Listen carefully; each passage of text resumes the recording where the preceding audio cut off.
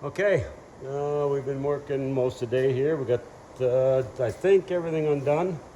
We're all undone underneath, converters undone, trannies undone. We got the tranny strapped up with a couple of straps, gonna hold it for us.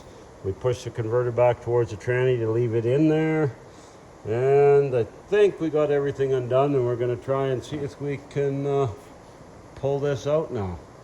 So we'll be back and show a video as we're partially out. Okay, thanks.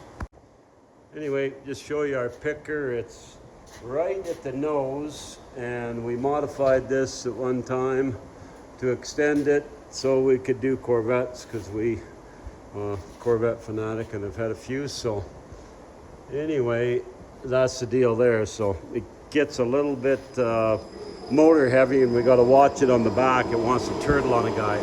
Okay, I'll show you as it comes out. Okay, there she is in mid-air, just about ready to come right out. The only thing we forgot was one black crown that was right at the bottom, but not a big deal. So, little antifreeze leak in here, but she's ready to go.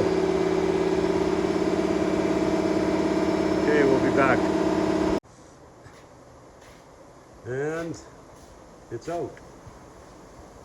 It's out, leaking all over the floor, but it's out. So we'll get the stuff off of it, motor mounts and a few things, and put them on the other one. I think we got to rub the flex plate too, maybe. So we'll do that. And we'll get them all bolted onto this one here this week, and then we'll video it going back in. So now we'll clean up our mess, and we'll be back and show you what goes on next week. Thanks.